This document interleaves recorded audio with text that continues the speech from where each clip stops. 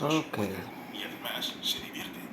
En experimentos, los científicos descubrieron que los abejorros hacen rodar pelotas si se Nueva les da la Taiwan. oportunidad, aunque no haya ningún Taiwan. incentivo visible para hacerlo.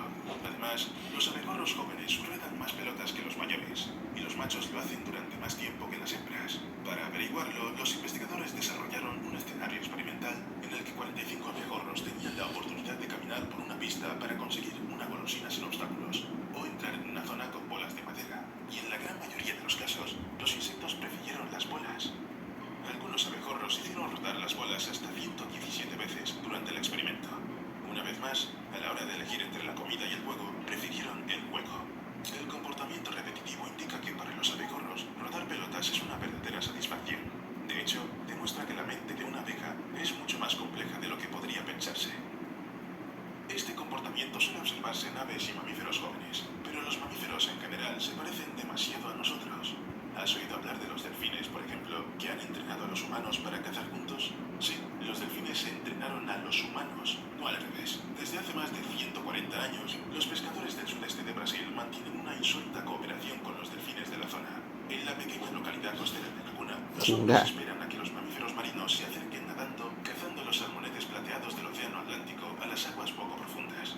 En cuanto los pescadores ven a un delfín agitando la cola, levantando la cabeza y zambulléndose en las profundidades, se lanzan al agua con sus redes. Un nuevo estudio demuestra que los delfines parecen estar dispuestos a colaborar, vigilan de cerca a los humanos y planean sus acciones para maximizar sus capturas. Los biólogos marinos han demostrado que los animales incluso dirigen a los pescadores dónde colocarse, en qué momento echar la red. Es decir, los entrenan literalmente. Como resultado, hasta el 86% de las capturas de los pescadores se debe a su cooperación con los delfines. Pero si el pescador o el delfín reaccionan incorrectamente, ambos pierden su captura. Y no es necesariamente una cuestión de mala comunicación, es que los delfines pueden ponerse avergonzados.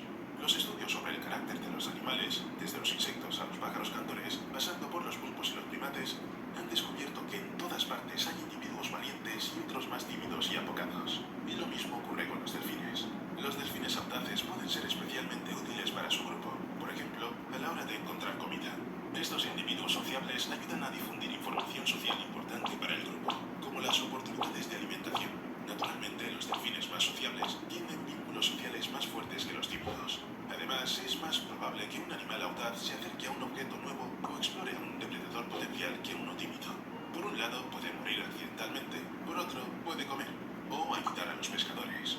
Algunos animales no se privan en absoluto de utilizar a los humanos para sus propios fines. Por ejemplo, a los tiburones ballena no les importa acercarse a un barco para rascarse en él. Jason, un pescador de Queensland, observó esta situación en el mar del Coral. Un tiburón se rascaba a propósito contra el fondo de su barco. Se comportaba de forma bastante amistosa y el hombre incluso se planteó saltar al agua para saltarlo. No más. Se supone que las Ese criaturas viejo marinas se loco. comportan así para deshacerse de los parásitos que se acumulan en su piel mientras viajan por aguas cálidas. Las ballenas suelen rascarse en la arena y se ha visto a delfines frotándose en los guijarros, todo ello cerca de la orilla. Pero al parecer, este tiburón ballena decidió que no tenía sentido nadar para rascarse cerca de tierra cuando hay un barco tan bonito. Las hembras de ballena jorobada han ido aún más lejos. En la vida normal, estos animales prefieren pasar el tiempo en pequeños grupos o incluso en compañía de sí mismos. Pero cuando comienza la época de reproducción, parecen enloquecer. Los machos persiguen a una hembra en grupo, y es una larguísima carrera que solo los más duros pueden soportar. Pero no se trata solo de velocidad y distancia. Los machos suelen atacarse bajo el agua. A veces uno abandona la carrera, pero su lugar suele ser ocupado por otro aspirante. Y a veces las hembras no quieren ser perseguidas ni que los machos luchen por ellas. Tal vez tienen sus propias cosas que hacer, y los machos hacen esto. Y entonces nadan a propósito hacia los barcos y se quedan lo más cerca posible de ellos para deshacerse de los pretendientes persistentes. Las hembras de ballena jorobada utilizan a los humanos como escudos. Después de todo, muchas ballenas tienen miedo de los barcos y prefieren no acercarse innecesariamente. Y mientras las ballenas jorobadas lo pasan mal, echemos un vistazo a una cigüeña llamada Clepetan. Se le ha llamado el macho más fiel del mundo. Lleva más de 2 décadas volando casi todos los años, unos 14.000 kilómetros desde Sudáfrica hasta un pequeño pueblo de Croacia. Y todo para reunirse con su amada Malena, que en su día se lesionó y ya no puede volar. La asombrosa historia de amor entre Clepetan y Malena ha hecho famosas a estas cigüeñas en Croacia. Cada marzo, la cigüeña macho vuela al encuentro de su amada. Se aparean y dan a luz nuevas crías, a las que Clepetan enseña a volar antes de emigrar con ellas a Sudáfrica. La hembra se queda, ya que no puede seguirle, pero siempre está bien cuidada en el frío invierno. En 2019, Clepetan regresó antes de lo habitual y luego desapareció. La gente pensó que había muerto en algún lugar del camino, pero después el ave consiguió volver con su amor, y al parecer el viaje fue duro, a través de zonas conocidas por la caza furtiva, pero todo para reunirse con su amada. Pero esa ni siquiera es la migración más impresionante. Puede que hayas oído el mito de que los albatos pueden volar durante años, comer, beber y aparearse sobre la marcha y solo aterrizar para poner huevos. La ciencia A toda moderna, madre. por supuesto, cree que todo esto son tonterías. Sin embargo, esto no significa que no haya aves en el mundo capaces de vuelos y realmente largos. Los estudios han demostrado que los vencejos comunes pueden permanecer en el aire 10 meses seguidos sin aterrizar, nunca en Verga. tierra firme. Esto significa que han batido el récord de vuelo continuo más largo que ostentaban los vencejos reales. Esta especie puede volar hasta 200 días sin parar. Los vencejos comunes son ideales para volar. Las parejas crían a sus polluelos en la Escandinavia durante 2 meses al año y luego emprenden su largo vuelo. De hecho, los vencejos comunes han evolucionado específicamente para vivir en el aire, donde pueden comer, beber y aparearse. Probablemente incluso dormir. Estoy de acuerdo, dormir en el aire suena como algo lo más incómodo posible. ¿Conoces esa sensación cuando parece que te estás quedando dormido y te despiertas bruscamente? Parece que los vencejos deben tener esa sensación todo el tiempo. Y también otras aves conocidas por sus largos vuelos. La cuestión de su dueño ocupa a los científicos desde hace mucho tiempo. Es realmente difícil imaginarlos durmiendo mientras vuelan. Por ejemplo, la fragata pelágica. Estas aves pueden permanecer en el aire hasta 2 meses sin aterrizar en tierra ni en el agua. Y lo que es más importante, una vez sobre el mar, las fragatas pelágicas no pueden interrumpir su vuelo aunque quieran. A diferencia de la mayoría de las demás aves marinas, no saben nadar, se Ay. hunden en el agua y acaban ahogándose. Es esta peculiaridad la que ha llevado a los científicos a sospechar que las fragatas pelágicas duermen en el aire. De lo contrario, simplemente no sobrevivirían. Finalmente se descubrió que las fragatas pelágicas duermen en vuelo, pero muy poco. Unos 45 minutos al día, 10 segundos cada vez. Esto suele ocurrir con el inicio de la oscuridad, pero durante el sueño en vuelo, las fragatas pelágicas no funcionan totalmente con el piloto automático. A menudo solo duermen con un hemisferio del cerebro, dejando el otro despierto. Pero sinceramente, a mí ni siquiera me da tiempo a dormirme en tan poco tiempo, y ellas se las arreglan para descansar. Es para estar celoso.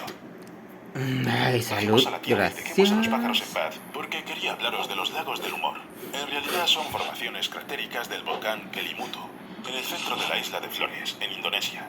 Pero estos 3 lagos tienen la extraña costumbre de cambiar de color de forma impredecible, del negro al turquesa, del blanco lechoso al sanguinolento, o incluso al verde. No es de extrañar que los lugareños hayan inventado multitud de leyendas sobre los lagos. Por ejemplo, los llaman lugares de descanso para las almas. Dependiendo de las buenas o malas acciones realizadas en su vida, las almas son colocadas en diferentes lagos. Si fuiste un villano, te toca un lago de sangre. No está claro qué tiene que ver esto con el cambio de color, porque en 2016, por ejemplo, los lagos cambiaron de color 6 veces. Pero quizás las almas que hay en ellos están siendo reeducadas. Por supuesto, también hay una explicación científica. Se cree que el cambio de color de los lagos está causado por respiraderos volcánicos que emiten vapor y gases. Los minerales también influyen en el cambio de color, pero el segundo factor importante es la cantidad de oxígeno en el agua. Sí, igual que en el caso de la sangre. Las aguas de los lagos parecen más azules o más verdes cuando su contenido en oxígeno es bajo. Cuando son ricas en oxígeno, aparecen de color rojo sangre o incluso negro, como un refresco de cola. Curiosamente, los colores de los lagos cambian independientemente unos de otros porque cada uno tiene su propia relación con la actividad del volcán principal. Pero un lago de color cola no es el límite, porque existe un lago de asfalto. Algunos de los lagos más extraños del mundo no están literalmente llenos de agua, sino de asfalto, también conocido como betún. Las carreteras están pavimentadas con este mismo material. La mayor parte del asfalto que se utiliza hoy en día procede del petróleo, pero también se encuentra en la naturaleza en forma concentrada.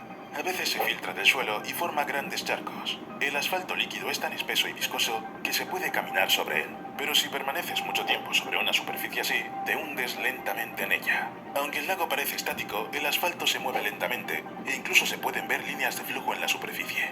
A medida del movimiento, a veces aparecen desde las profundidades árboles prehistóricos y otros objetos que han caído al lago.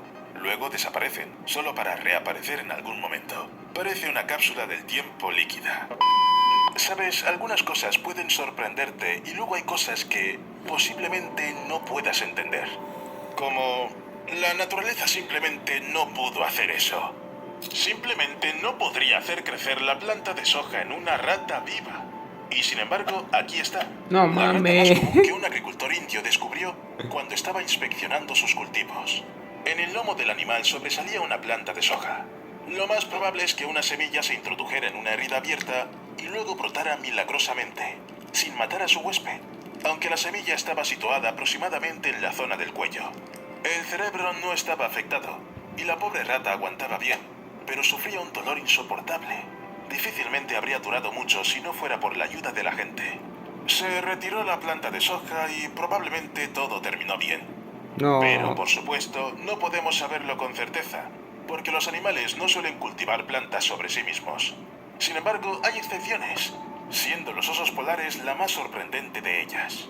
Ya he mencionado que estos singulares depredadores no son realmente blancos, sino más bien transparentes debido a los pelos huecos de su pelaje. Dependiendo de la luz del sol, pueden parecer grises o incluso de color naranja rojizo. Y a veces se vuelven verdes cuando están en los zoológicos. Y la luz del sol no tiene nada que ver con eso. Los suelos de hormigón de los recintos de los osos arañan el pelaje de los animales, haciendo pequeños agujeros en los pelos y las algas entran inmediatamente. Las algas no necesitan mucho. Viven y se reproducen dentro del pelaje de los osos, haciendo que sus anfitriones se vuelvan un poco más verdosos en el proceso. En realidad, si los osos polares vivieran en un clima más cálido, podrían volverse verdes de forma natural, pero a las algas no les gusta vivir en el Ártico.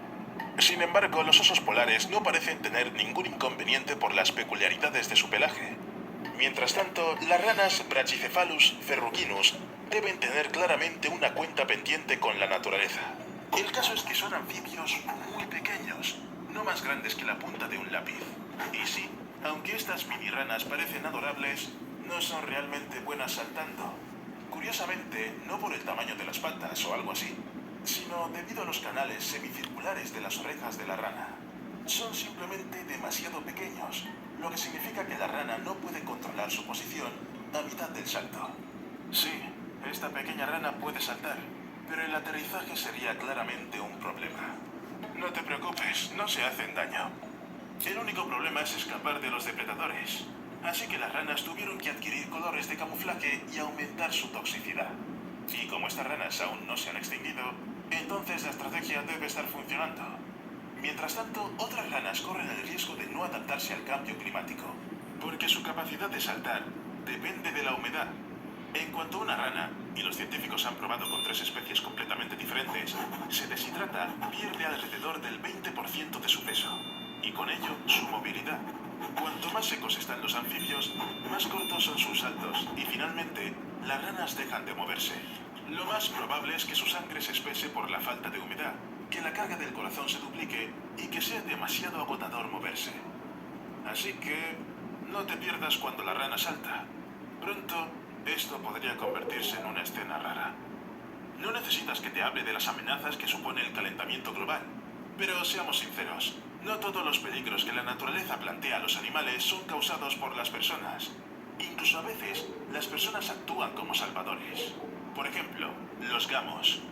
La naturaleza los ha diseñado de tal manera que los gamos necesitan frotar sus cuernos contra los árboles. De esta manera se quitan la piel aterciopelada cuando la cornamenta es todavía nueva, marcan los árboles con su olor, demuestran un comportamiento dominante, se comunican, atraen a las hembras. En resumen, si lees los estudios de varios científicos, empiezas a pensar que hay una especie de red social de cornamenta y árboles, esencial para la supervivencia en el mundo animal moderno. Hay muchas sutilezas en cuanto a cómo y qué tipo de árboles necesitan los gamos para frotarse, pero hay una gran cuestión.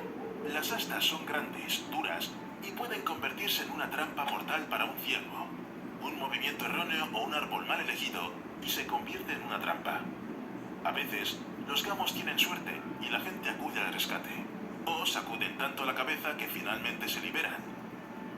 Pero a veces nos damos cuenta de los animales desafortunados cuando ya es demasiado tarde. Bueno, está claro que ningún depredador perderá la oportunidad de agarrar a un gamo que está atascado. Pero, ¿puede una jirafa media esperar que su cabeza se quede atascada en un árbol? Como este pobre tipo que acaba de vivir en un zoo japonés y que un día metió la cabeza entre las ramas de un árbol falso. Sí, este árbol es falso, pero en teoría esto podría ocurrir en la naturaleza, ¿verdad? Menos mal que los cuidadores ayudaron a este tipo. ¿Qué pasaría si estuviera atrapado en algún lugar de la sabana? Creo que compartiría el destino del gamo. Depredadores felices y un esqueleto solitario.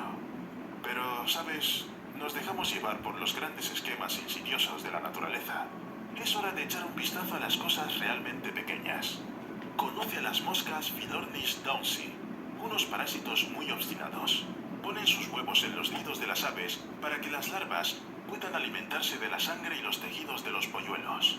Esto mata a más de la mitad de los polluelos, pero el resto no puede vivir en paz. Las larvas arruinan los picos de los pájaros y eso se puede notar. Lo digo en serio. Escucha el canto de un pinzón real que no haya sufrido los parásitos. Ahora escucha a otro que tiene que vivir con un agujero en el pico. Los expertos en canto de aves dicen que los pinzones reales afectados simplemente no pueden dar notas altas. Hagámoslo una vez más. ¿Puedes oír la diferencia? Sí. Cuando no suenas tan alto como las hembras quisieran, ya no las atraes. Pierdes la oportunidad de procrear. En resumen, no te esperan nada bueno. En realidad, los parásitos son un problema para muchos animales, incluso para los murciélagos. Las moscas, por supuesto, no pueden llegar a ellos, a diferencia de cierto hongo que ama el frío. Prefiere una temperatura ambiente de entre 4 y 20 grados Celsius, las condiciones que los murciélagos eligen para hibernar. Y mientras duermen, el hongo se dirige a la piel desnuda de los murciélagos, especialmente alrededor de las fosas nasales, causando el síndrome de la nariz blanca. Las narices de los murciélagos enfermos se vuelven realmente blancas. No se puede discutir el nombre. También hay marcas en las alas. Pero si ese fuera el único problema, el hongo hace que los murciélagos sean mucho más activos de lo que se supone. Y por eso hacen cosas raras. Por ejemplo, vuelan afuera durante el día, en invierno. Como resultado, los animales gastan tanta energía que simplemente no sobreviven hasta la primavera. Aunque la vida en un lugar oscuro y húmedo parece ser relativamente tranquila. Aunque, para ser sincero, me cuesta creer que una vida así pueda ser feliz. Por ejemplo, el proteo. Este anfibio que vive en las cuevas de Bosnia y Herzegovina se encontró una vez en una trampa natural, en la oscuridad, sin medios para llegar al mundo exterior, e incluso bajo el agua.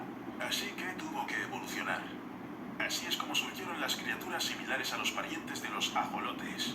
Son ciegos, pueden vivir bajo el agua durante más de 100 años, sobrevivir durante años sin comida, y apenas se mueven. En serio, uno de los especímenes no se ha movido en 7 años. Ningún movimiento, ni siquiera 1 milímetro.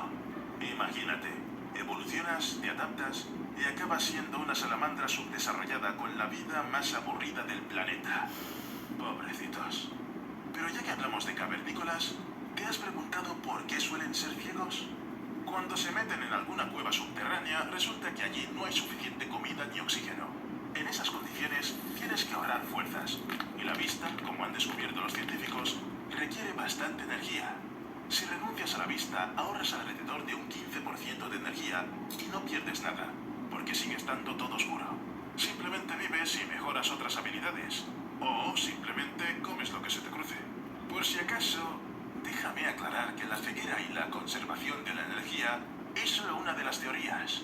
Como suele ocurrir con la naturaleza, deben haber existido muchos factores diferentes que juntos proporcionaron un determinado resultado. La evolución se basa en el principio de no es estúpido si funciona. Aunque, viendo a los koalas, yo pondría en duda esta afirmación. Todo el mundo sabe que los koalas comen hojas de eucalipto, ¿verdad? Por ahora, desechamos el hecho de que, debido a la sequía y a los incendios, a menudo escasea. Pero incluso en los lugares donde abundan los eucaliptos, los koalas mueren de hambre, con los estómagos llenos de comida. Y esto es casi una causa natural de muerte para ellos. Se trata de koalas de edad avanzada. Cuando mastican hojas duras de eucalipto durante toda su vida, sus dientes se deterioran gradualmente. Además, el eucalipto es poco nutritivo, es decir, hay que masticarlo muy a fondo para obtener algunas sustancias útiles. Pero si eres un koala mayor, tus dientes ya no son lo suficientemente fuertes. Tienes que tragar las hojas casi sin masticar. Pero el cuerpo de los koalas simplemente no puede absorber el eucalipto a menos que lo mastique adecuadamente. Así que un koala anciano muere de hambre con el estómago lleno de comida porque la evolución ha elegido este camino para él.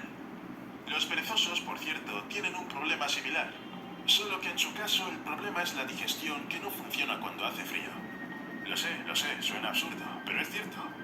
Los perezosos dependen de las bacterias y gérmenes de sus estómagos para digerir las hojas que comen.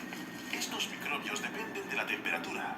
Cuando la temperatura ambiental baja, la temperatura corporal del perezoso también desciende. Y si baja demasiado, las bacterias y los gérmenes simplemente mueren. En esta situación, un perezoso puede comer todas las hojas que quiera y aún así morir de hambre porque no puede absorber los nutrientes de la comida. La única manera de salvar al animal es reponer la cantidad de bacterias en su cuerpo. Naturalmente, con la ayuda de la gente. Los propios perezosos morirían antes de darse cuenta de que necesitaban hacer algo. Y eso es siempre así con la naturaleza. Simplemente no puede dejar que los animales tengan cosas bonitas. Mira las crías de langur de Delacour. No se parecen en nada a los adultos. Es una adaptación muy inteligente. Cuando eres tan brillante y llamativo, las hembras te prestan más atención, comes más, creces más rápido, y así es menos probable que te mate algún macho agresivo. Por otro lado, cuando destacas tanto, cualquier depredador puede descubrirte fácilmente. Cualquiera de ellos. Es como poner una enorme diana o un cartel que diga «Cómeme». Entonces, ¿qué deben hacer los pequeños langures de Delacour? Muchas gracias, evolución. Los cachorros del demonio de Tasmania también tienen un trato duro. Según varias fuentes, una hembra puede dar a luz entre 20 y 50 crías a la vez, solo que ella solo tiene 4 pezones dentro de su bolsa. Hay 5 o incluso 10 veces más crías, lo que provoca una competencia feroz. La mayoría de las crías mueren antes de tener su primer pelaje. ¿Por qué la naturaleza inventaría algo así? Bueno, solo porque puede. El 21 de agosto de 2021, Ali Bulat, un trabajador de la ciudad rusa de Stavropol, filmó un raro fenómeno natural, el llamado Rey de las Ratas. 5 ratoncitos encontrados en un campo de sandías tenían sus colas entrelazadas. Ali Bulat sugirió que fue la madre de los ratones la que retó las colas de sus hijos y las ató a una rama de una sandía. El campo fue regado recientemente y el agua llegó a la madriguera donde vivían los roedores. Es una explicación bastante extraña. Sin embargo, el hombre logró desenredar a los ratones, los ayudó a secarse y los dejó ir. Se podría pensar que si él no ayudaba, los ratones podrían morir realmente, lenta y dolorosamente. Según el conservador jefe de mamíferos del Museo Victoria, Kevin Rowe, los roedores pecados no pueden sobrevivir mucho tiempo, no pueden moverse, no pueden buscar comida o agua, quedan atrapados unos con otros y permanecen en agonía hasta que se desenredan o mueren.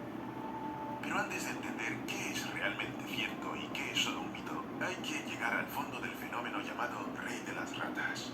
¿De dónde viene? Bueno, hay varias teorías. La primera dice que el Rey de las Ratas se forma cuando un grupo de ratas que se encuentran en un espacio reducido, como en una madriguera, simplemente se apiñan. Tienen tan poco espacio que no saben dónde poner sus patas y colas. Como resultado, se enredan.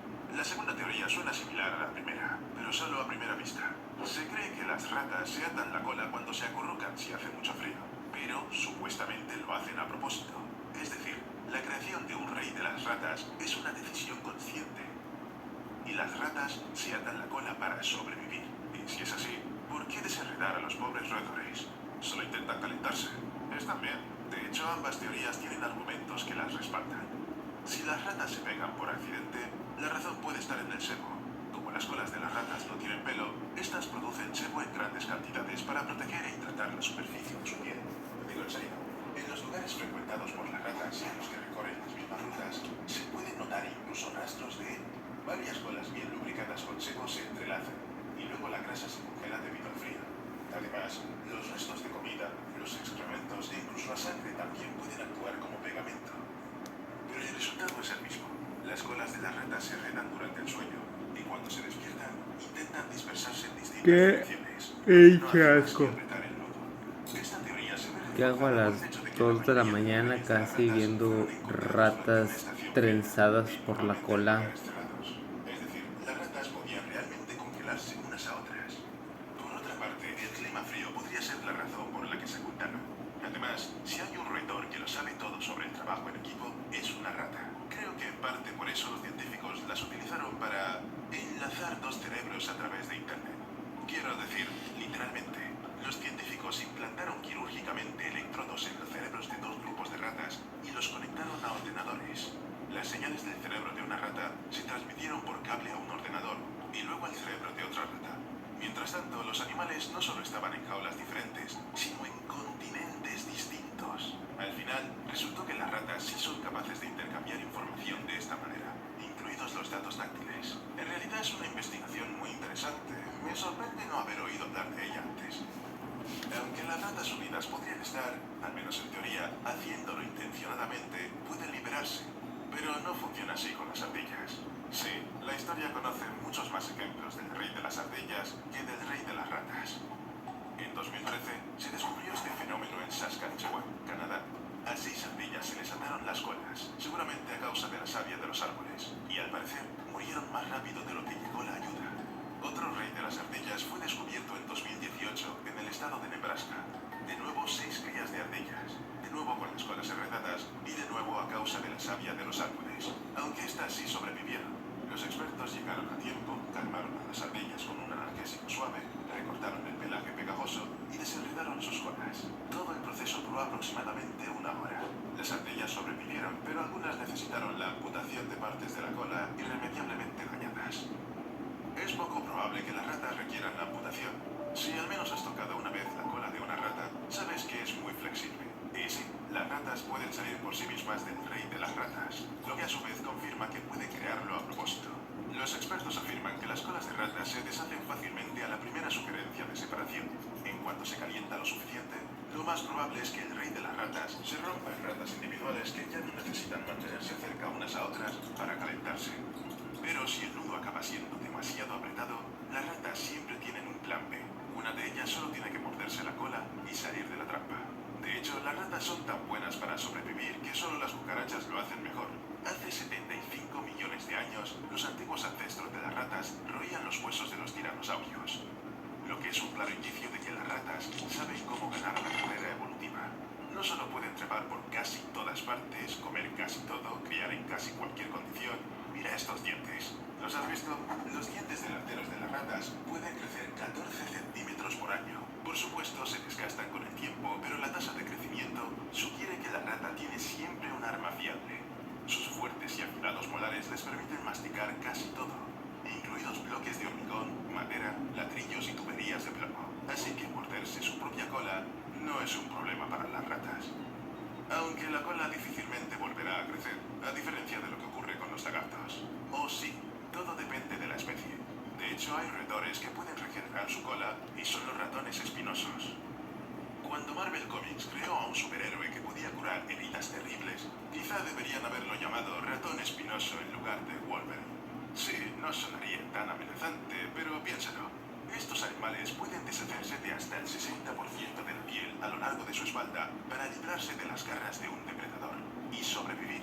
¡60%! La piel de los ratones espinosos es muy fácil de desgarrar, pero se regenera con enorme rapidez.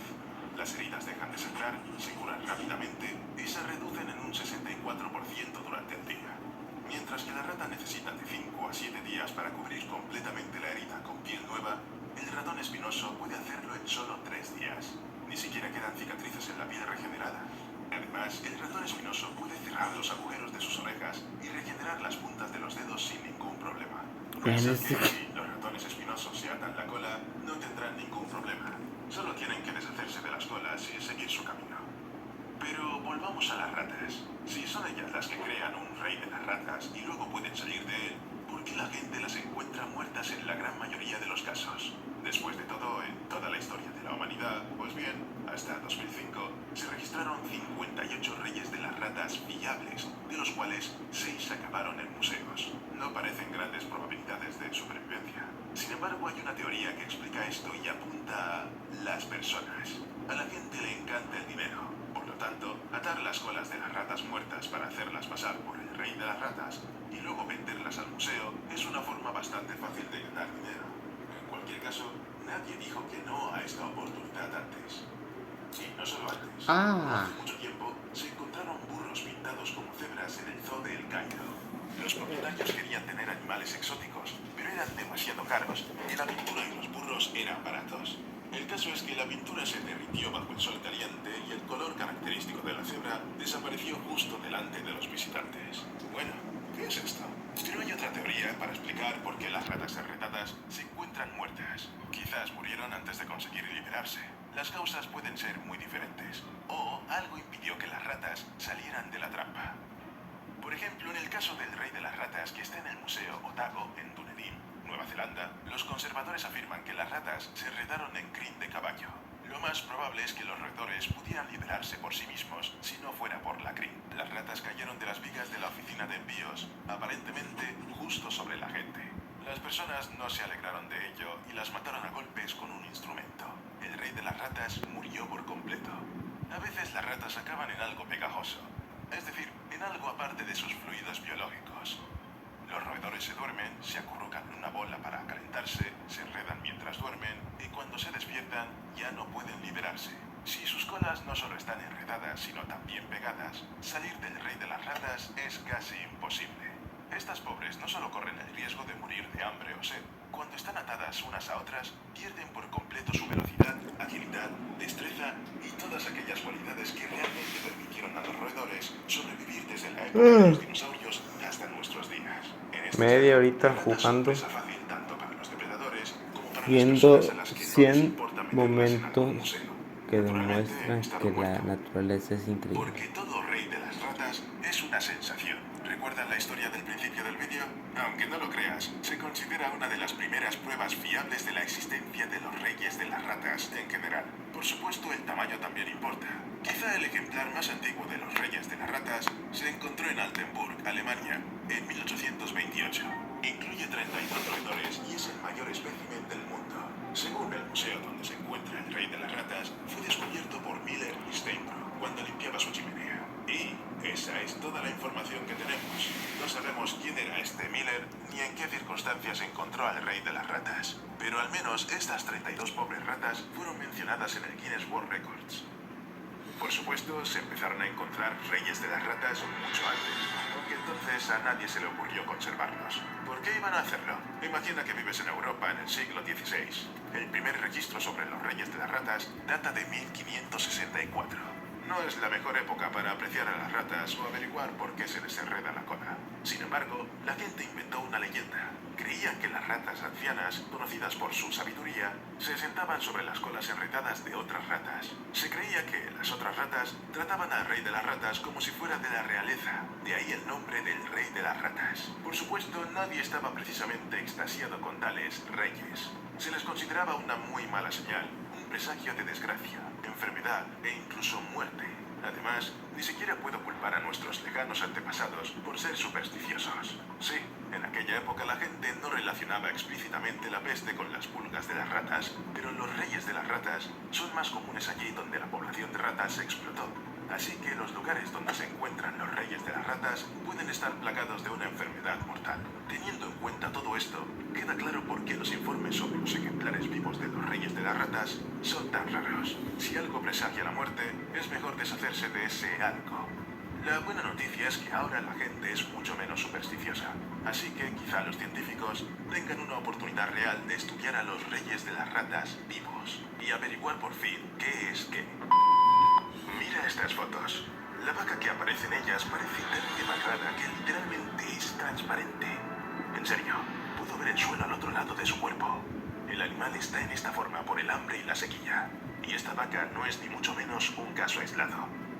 En todo el mundo, especialmente en lugares áridos como África, el ganado se va afectando periódicamente por la hambruna. En 2016, por ejemplo, los ganaderos de Etiopía perdieron la mayor parte de su ganado debido a la peor sequía de los últimos 50 años. Y mientras se puede hacer algo con el agua, la principal fuente de alimentos simplemente desaparece. Sin embargo, las vacas no son colibríes a los que haya que alimentar todos los días bajo amenaza de muerte inmediata. En sentido estricto, son bastante resistentes y pueden sobrevivir incluso en condiciones extremas. Se cree que las vacas pueden sobrevivir hasta 2 semanas sin comer, pero a los pocos días empiezan a tener problemas de salud. Durante la inanición prolongada, el agotamiento se hace visible. Las costillas y los huesos son visibles y la vaca se siente físicamente débil. Todo su cuerpo se sostiene gracias gracias a la grasa residual almacenada en su interior. Cuando se agota, el corazón deja de latir y el animal muere. El final. Una vaca necesita mucha comida para mantenerse bien. Puede consumir cada día el 2% de su peso corporal, lo que equivale a unos 10 kilos. Así que, cuando haya poca vegetación en los alrededores, debido a la sequía o pocas fuentes de agua cerca, esto no es suficiente para la supervivencia a largo plazo. Se sabe que una vaca aguanta un máximo de 60 días con una dieta escasa. Sin embargo, tras 4 o 5 días sin comer, el sistema inmunitario empieza a debilitarse considerablemente, lo que hace a las vacas propensas a enfermedades que pueden ser mortales. Ni qué decir tiene que ningún mamífero es tan superviviente como los peces, las serpientes y los insectos. Así que el escarabajo melolonta, con las tripas perdidas, se ha hecho viral en internet gracias a su especial capacidad para funcionar sin algunos órganos vitales. Sí, algunos insectos pueden sobrevivir, incluso después de perder partes importantes de su cuerpo. Es cierto que un insecto así se parece más a un zombie, ya que no puede hacer casi nada más que caminar a paso lento sin ningún propósito. Pero aquí hay algo más interesante. Algunos insectos son capaces de moverse incluso después de la muerte gracias a su sistema nervioso descentralizado. Esto significa que las instrucciones emitidas por la naturaleza siguen presentes en el insecto, obligando al cuerpo ya sin vida a seguir moviéndose durante un breve periodo de tiempo hasta que se agote la energía. En resumen, no hay ninguna orden de apagarse, por lo que el insecto funciona. Sin embargo, existe otra versión. Tal vez el fenómeno sea causado por parásitos que entran en el cuerpo del insecto y controlan su cerebro después de la muerte, haciendo así que se mueva incluso sin sus órganos vitales para propagarse y seguir reproduciéndose. Y francamente me gusta más la versión sin parásitos. Sí. Hay ciertas cosas que no debes hacer. Por ejemplo, definitivamente no deberías atacar a una tortuga cuando eres un pelícano rosado. ¿Por qué? Bueno, aunque no te lo creas, a la tortuga no le gustó la idea de que la comieran. Así que el castigo fue terrible. La tortuga no solo rompió el pico del ave, sino que la hizo pedazos y la obligó a retirarse. ¿Sabes? Nunca he pensado que el pico de un pelícano es realmente una cosa bastante frágil. Quiero decir, puede consumir cada día el 2%. Así se parece más a un zombie. Siguen presentes en el insecto, obligando al cuerpo ya sin vida a seguir moviéndose durante un breve periodo de tiempo hasta que se agote la energía. En resumen, no hay ninguna orden de apagarse, por lo que el insecto funciona. Sin embargo, existe otra versión. Tal vez el fenómeno sea causado por parásitos que entran en el cuerpo del insecto y controlan su cerebro después de la muerte. Hay ciertas cosas que no debes hacer. Por ejemplo, definitivamente no deberías atacar a una tortuga cuando eres un pelícano rosado. ¿Por qué?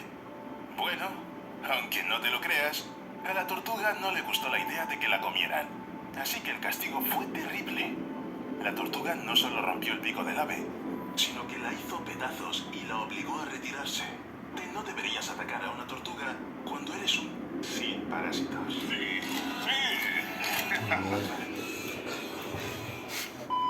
Hay ciertas cosas que no debes hacer. Por ejemplo, definitivamente no deberías atacar a una tortuga cuando eres un pelícano rosado. ¿Por qué? Bueno, aunque no te lo creas, a la tortuga no le gustó la idea de que la comieran. Qué Así que el culero. castigo fue terrible. La tortuga no solo rompió el pico del ave, sino que la hizo pedazos y la obligó a retirarse. ¿Sabes? Nunca he pensado que el pico de un pelícano es realmente una cosa bastante frágil. Quiero decir, esta es su bolsa de la garganta. Después de todo, está hecho de piel que puede rascarse con bastante facilidad. En cuanto un pelícano atrapa a un pez con un anzuelo en la boca, este pequeño trozo de hierro perfora la bolsa. Por supuesto, el agujero que deja el anzuelo no tendrá el mismo aspecto que las secuelas del ataque de la tortuga, pero de todos modos no tiene nada de bueno. Los peces suelen caerse de esos agujeros o quedarse atascados en ellos, lo que no hace feliz al pelícano. Y parece que las mandíbulas del pelícano, al igual que sus bolsas, están moldeadas por el entorno en el que vive el ave. Las mandíbulas del pelícano blanco son mucho menos resistentes al estrés que, por ejemplo, las del pardo. Hay que tener en cuenta que los pelícanos blancos suelen alimentarse desde la superficie, mientras que los pardos se sumergen tras los peces y abren el pico bajo el agua mientras se desplazan. Esto requiere cierta durabilidad. Por cierto, los científicos descubrieron esto mientras estudiaban simultáneamente a los pelícanos y a las ballenas. Parece que estas criaturas no pueden tener nada en común, aunque se alimentan de la misma manera. Abren la boca, recogen el agua junto con la presa y luego desechan todo el exceso. Nunca lo había pensado. Pero volviendo a nuestro pelícano rosado que no tuvo suerte con su almuerzo, ¿puede el pájaro incluso sobrevivir con una bolsa de la garganta rota? Al menos en teoría. Bueno, no. El pescado simplemente se caerá y el pájaro acabará muriendo de hambre, a menos que un humano venga al rescate. Steve y yo no somos veterinarios para estar 100% seguros de eso, pero encontramos una historia de rescate. En Australia, un pelícano fue atacado por un tiburón. ¡Un tiburón!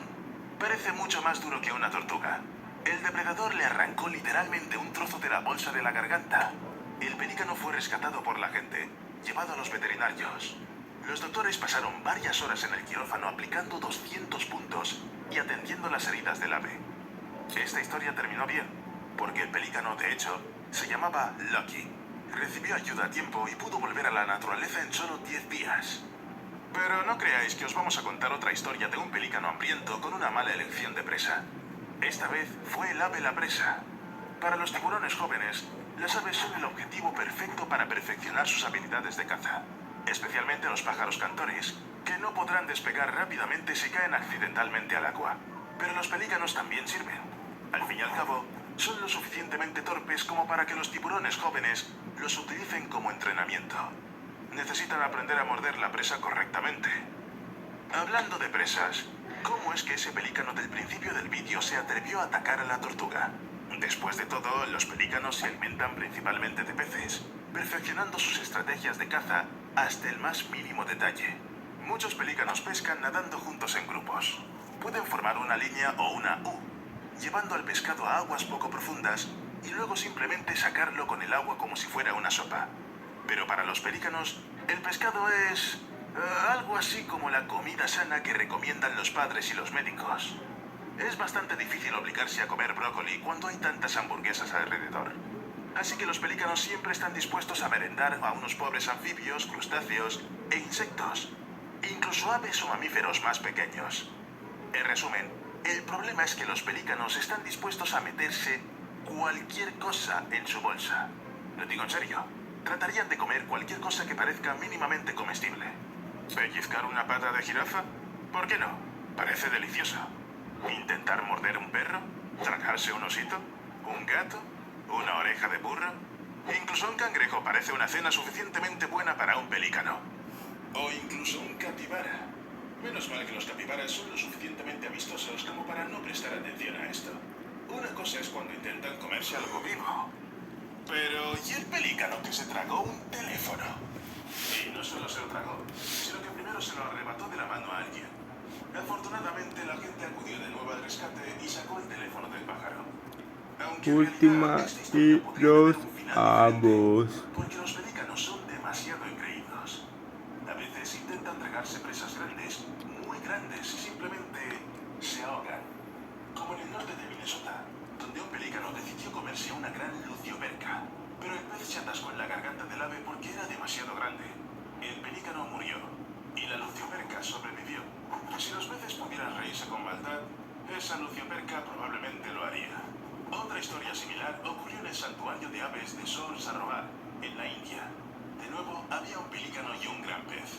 Pues bien, esta vez había gente cerca que sacó a tiempo una cena demasiado grande de la garganta del pájaro y lo operó. Parece que los pelícanos, con su glotonería y su extraña convicción de que pueden comérselo todo, necesitan la ayuda de la gente más a menudo que cualquier otro animal. Sin embargo, a veces no necesitan cirujanos. Esta mujer llamada Beth Weir es una voluntaria de rescate de animales. Y sí, simplemente metió la mano en la garganta del pelícano y luego sacó el pescado. Así es, Beth lo hizo con sus propias manos. ¿Sabía este pelícano que estaba intentando tragar mucho más de lo que podía? Es difícil de decir. Tal vez actuó como aquel tipo que quería comerse un capibara. Tal vez solo cometió un pequeño error en sus cálculos. Volvamos a la tortuga del principio del vídeo. Ni siquiera es que fuera demasiado grande para un pelícano. Lo que pasa es que no era la tortuga a la que querrías enfrentarte. No está del todo claro en el vídeo, pero Steve y yo pensamos que era una tortuga india de caparazón blando de cabeza estrecha. Es bastante grande y se encuentra en la India. También es muy carnívora y agresiva. Se cava en la arena y espera a que la presa esté a su alcance. Cuando esto sucede, la cabeza de la tortuga sale rápidamente del caparazón para atraparla. Y sí, estas tortugas tienen unas mandíbulas muy poderosas. Es un animal que seguramente morderá a un humano si tiene la oportunidad. Porque puede. No le gusta la compañía. Además, a juzgar por algunos estudios, algunas especies de tortugas de caparazón blando muerden con la misma fuerza que los perros pequeños. Pero no todos los perros son agresivos.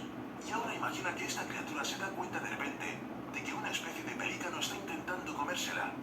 Sí, parece que el pelícano ha tenido suerte. Un pariente de la tortuga india, la tortuga de caparazón blando de Florida, que vive en el sureste de Estados Unidos, tiene una mordedura tan poderosa que puede llegar a arrancarle un dedo a una persona. Si se esfuerza lo suficiente, por supuesto. También advierten a los futuros propietarios de tortugas sobre esto. Incluso las mordeduras de las tortugas bebés son muy dolorosas. Pero nuestro desafortunado pelícano rosado no solo sufrió por las poderosas mandíbulas y el mal carácter de la tortuga. Sus garras también son un arma formidable. Tiene 3 en cada pata delantera. Estas garras son lo suficientemente afiladas como para destrozar cualquier cosa que se interponga en su camino. En realidad, seamos sinceros, las tortugas intentan a menudo comerse a las aves.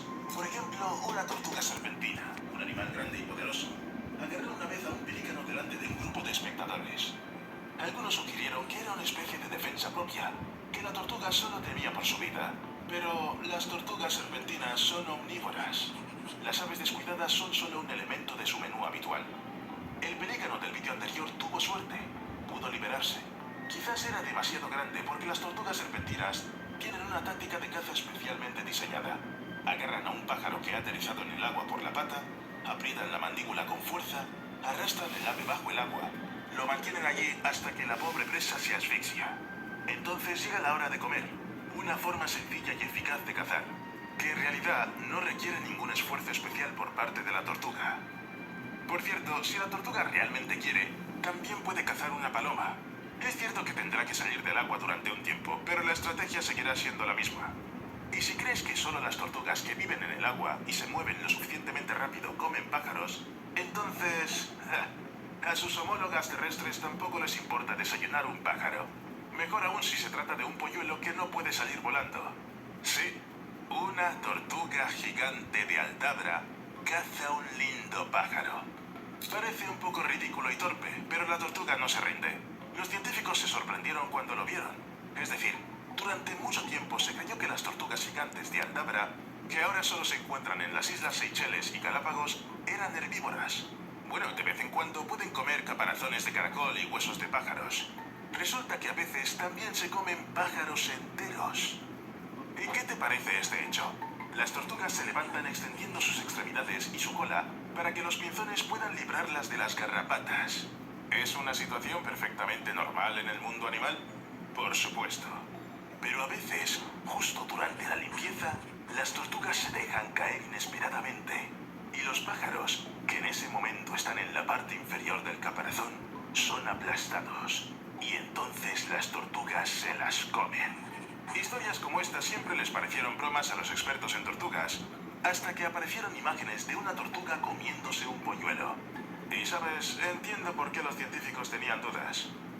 Pero para comprobar si una tortuga terrestre puede ser realmente depredadora, hay que saber si es capaz de digerir carne. Así que Steve y yo comprobamos la investigación y resulta que nadie sabe eso. Los científicos no tienen ni idea, porque nunca se le ocurrió a nadie que las tortugas pudieran ser depredadoras, cazadores. Pues sí que suena ridículo. Sin embargo, no hay duda sobre la tortuga serpentina. Es agresiva y tiene unas mandíbulas muy poderosas. Bueno, no como las de un cocodrilo, por supuesto, pero la fuerza de una mordida se estima en 208 a 226 newtons, suficiente para romper un hueso. Incluso la tortuga caimán, que tiene una mordida más débil, puede aplastar fácilmente una mano humana. Y sí, es solo un modelo falso, pero su densidad es la misma que la de una muñeca real. Unos 160 newtons son suficientes para hacerla pedazos.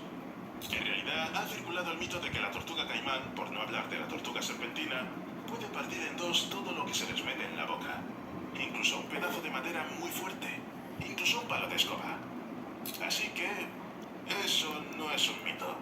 Los científicos han probado eso y las tortugas realmente pueden hacer eso. Cuando te caíste, tu escoba... Bueno, había una tortuga y...